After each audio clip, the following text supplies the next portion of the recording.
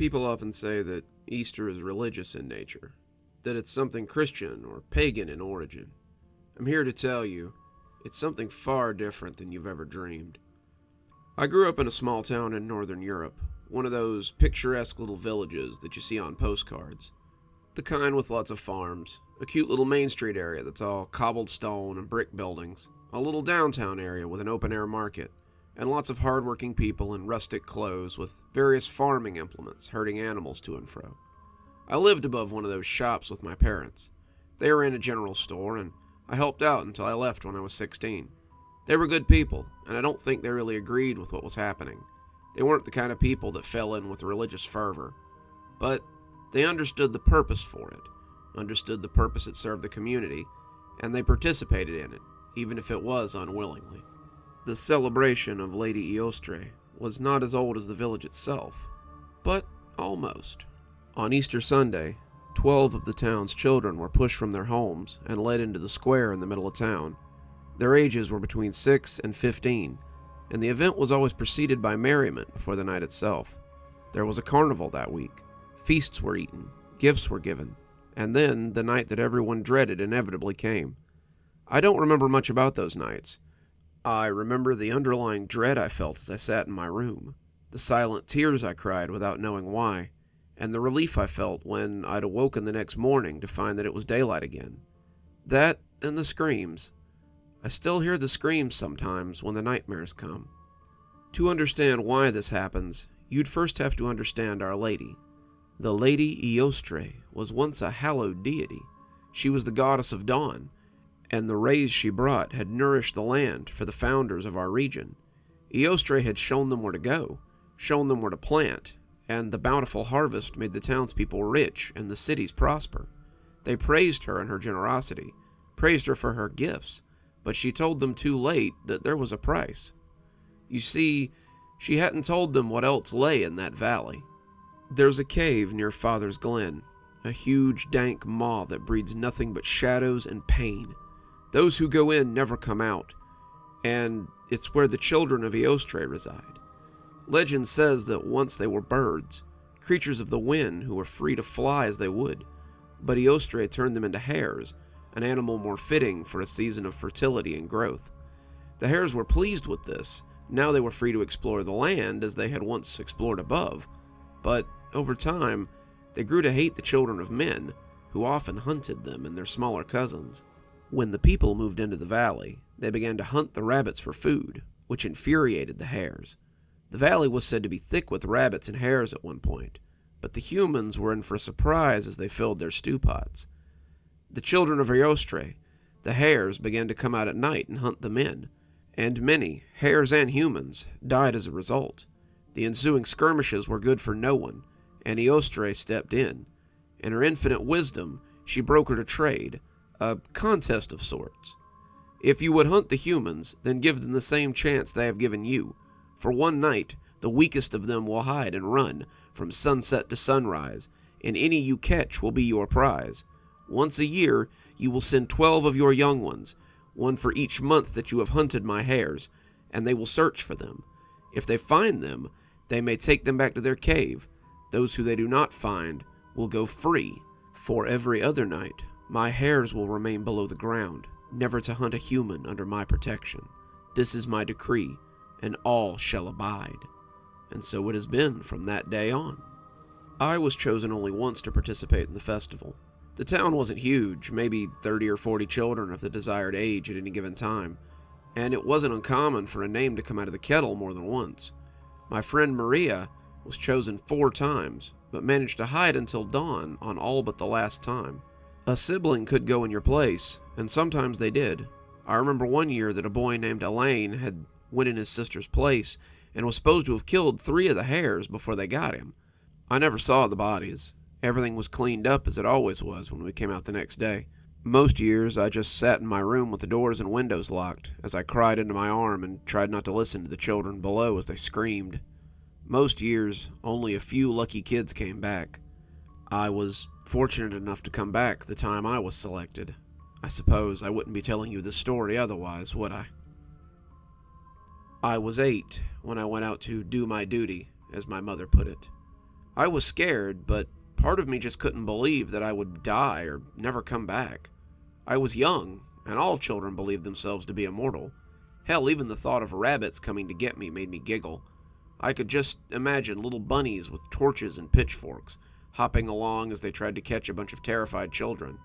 Even as the nun told us about it in the local school, I giggled a little, earning myself a smack with a ruler for my insolence. You won't think it's so funny when you're in the streets some night and they come for you. I saw my father when my name was drawn, and I couldn't understand his terror. I had heard the screams, of course, but I believed they were just people putting on. I knew that people got killed, but I didn't really believe it. Why would my parents send me out to do something that would get me killed? My parents loved me, and I knew they wouldn't want me to come to harm. I was confident that this was just some Father Christmas or Tooth Fairy sort of thing. Just a bit of harmless hogwash for children.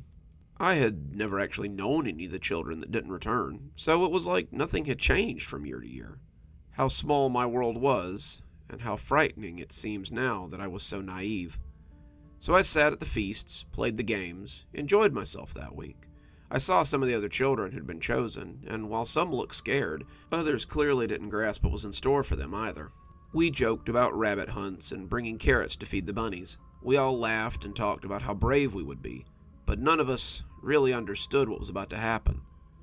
Then came Sunday night, and I think it all became real to me. My mother called me into the kitchen, just as the sun began to sparkle at the edge of the horizon. She presented me with some gifts for tonight. She had bought a pair of soft black pants and a very tight shirt. She put a pair of soft shoes on my feet, and I could feel their delicate material hug me gratefully. Listen closely, because what I tell you might save your life. On the night I was chosen to take part, I hid in the horse shed near the drawbridge. The smell of the hay seemed to make me harder to find. If you bury yourself deep in the stack, you should be safe until morning. Don't try to fight them. Don't be careless or brash. Just run and hide and survive. I love you. Your father loves you. And we wish there was any other way but this one. We wish there was some way to help you, my father said, suddenly coming from his study and startling me. But this is all we can offer you. Good luck. We hope to see you in the morning. Then they hugged me, both of them enveloping me in their shared embrace, before leading me to the door and showing me out into the semi-darkness. I walked to the square, unafraid as the gaslights flared cheerfully. Why should I be afraid? This was my home. I had ran over these streets with my friends. We had played by the fountain in the square. We had gone to the market and bought candy and toys with our allowance. And we had gossiped and giggled as we walked to school. Nothing here could hurt us. Nothing here could threaten us, as the warm stones of our hometown wrapped us in a cocoon of safety. This was just a game for grown-ups to play, and it would prove as hollow as the stories of the boogeyman or the goblins who came to take away naughty children. I could see the others as they flitted into the square, but they were not quite as chatty as they had been earlier. As the sun set, casting the last of its light on the town, we heard the bell toll and saw the mayor come out onto the balcony that overlooked the square. He looked resplendent in his long coat, his shoes with the buckles gleaming in the dancing torchlight, as he stared down at us from his high perch. He looked sorry to see us here, but resolute in his decision. He would carry this out, then he would step back inside, so we didn't have to watch the results of his actions. We give thanks to Eostre for a beautiful harvest, for the valley that we live in, and for the gifts that she has given us generations ago. We ask her to watch over these little ones as they hide from her children. May she take pity on them and let them come home again. He said more, going on for what felt like hours, but my head had turned from him as I heard a noise. It was the harsh flop of a too large foot, the echoing thump of heavy footsteps, and as I looked, I saw them. There were 3 of them, all tall and lithe, with arms and legs too long to be human. They didn't so much walk as they galumphed, as if walking on 2 legs was never something they would become used to. As the mayor droned on, I saw one of them become too eager and step close to the edge of the alley they were hiding in. Its fur was snowy white, a speckling of brown making it look as though it had freckles on its chest and nose.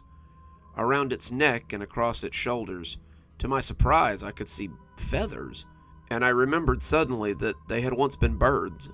Its mouth had a distinctly beakish look to it, and I felt cold dread creep into me as this creature hulked at the ready. It held a delicate-looking flint knife in its too large hand, and my humor at the thought of being hunted by bunnies was gone now. These were no cute little hopping creatures you sometimes saw in the Glen. These were like the trolls and goblins we were told stories about, old and mean and utterly devoid of human kindness. As the sun sets, I beg you all to flee. Go now, before they're set loose by that ancient promise. Some of the others had seen them too, and I was suddenly aware that the press around me was thinning. Children of all ages were running, fleeing into the corridors and alleys we all knew so well. I was running too, leaving behind the few who were still gaping up at the mayor as he moved away. They would give me time to run as the creatures found them first. Their screams were high and terrified, but mercifully short. I ran for the stables, just like Mother had told me to, but the hares didn't stay in the square for long. The streets echoed with those strange hopping thuds, and I could hear them as they caught others. Children were easy to track. They wept, their feet thudded loudly, their breathing was much too deep, and the hares seemed to locate them easily as I ran for my life. Unlike the others, my shoes seemed to whisper over the cobbles. They were soft, hugging my feet like a second skin. And though the night was breezy, I never heard so much as a flap from my clothes. I was like a shadow as I traveled the streets of my home, and when I saw the bridge looming up in the distance, I put on an extra burst of speed. When I heard the flapping, galumphing sound of those two wide feet, though, I threw myself against a nearby wall and stayed as quiet as possible.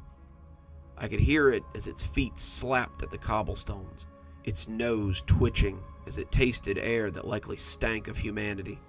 The sounds of its twitching nose made my skin crawl, the noises akin to bugs that had nested under a loose cobble. I put a hand over my mouth as my fearful breathing threatened to give me away. I couldn't tell how long I stood there. Time seemed to creep by as the creature looked and sniffed. Fear time is always different than actual time, and the stretch of seconds can seem to take decades in that moment of extreme terror. Then, mercifully, he left, and I ran like the rabbit I had become for the stables. The stables were empty, the horses taken elsewhere, but the hay trough still remained. I plunged into the itchy depths, making myself into a ball as I shuddered at the bottom of the pile. The clothes my mother had given me were long-sleeved and long-legged, so I had only to cover my face so the itchy depths wouldn't give me away. The scent of hay was strong, and the dust that coated me made me stifle a sneeze.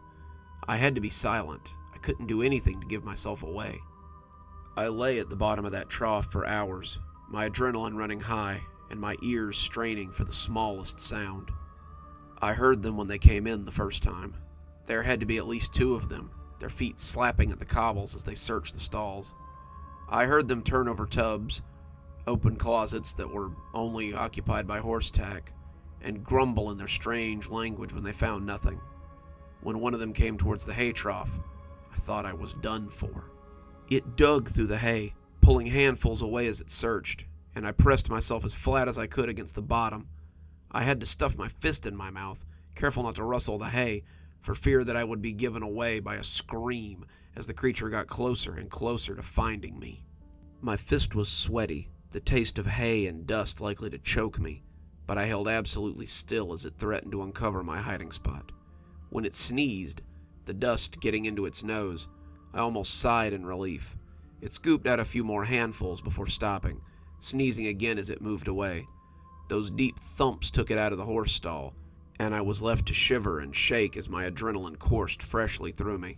Somehow, I couldn't have told you how at the time, as the adrenaline ebbed off, I fell asleep at the bottom of the trough. When I awoke, it was daytime, and the night of terror was at an end. My mother found me, hay still clinging to me as I walked towards home. She pulled me close and kissed my hair, thanking Eostre for my safe return. Given that Eostre was responsible for what had happened last night, it seemed silly to thank her. That night was 15 years ago, and I've since moved from my small rural town. Hamburg makes the place I was born look like a dirt track, and after college I found work easily as the foreman of a textile mill. My parents call me once a week, sending letters in this age of email instead of getting with the times. I have settled down now, had a child of my own, and our conversations always seem to turn to when they will get to meet their grandson. My answer is always the same: when you come to Hamburg to see him. After all that I've witnessed in that place, after sitting in my room for 8 years with the knowledge of what was going on outside those walls, I'll be damned if I'll let my son anywhere close to those damned Warrens and those snuffling monstrosities. So when you hear about the resurrection, as you bite the ears off your chocolate bunny, count yourself lucky that you live without the fear that was such a big part of my childhood. Remember that somewhere, there's a bunny that would love nothing more than to bite the ears off of you. Good evening, everyone. It's me, Dr. Plague. Thank you so much for joining me for tonight's story. Happy Easter, everyone, and I hope you enjoyed this take on an old idea. The deity in question, Eostre, is actually real. You can Google her online if you're curious about more information. A lot of the ideas shared here are actually historically accurate, so feel free to give it a look. It's pretty interesting. Let's go ahead and thank our patrons. Thanks to Leslie Lou Riddle and Janet for being our Spooky Skeleton tier contributors. Thanks to Zeronin for being our Ghost Reader tier contributor. And thanks to Glen Jenkins for being our Ghost Rider tier contributor. Thanks, guys. We just couldn't do it without you. If you too would like to support the show, come on down to Patreon. For just $5 a month, you too can have your name read out at the end of every TikTok and every YouTube video that I do. You can also get your stories a day early on Patreon, so don't forget about that. If you'd like to watch Wednesday and Friday's video on a Tuesday or a Thursday, come on down. We'd love to have you. And as always, thanks for stopping by. Dr. Plague, signing off. Have a wonderful evening.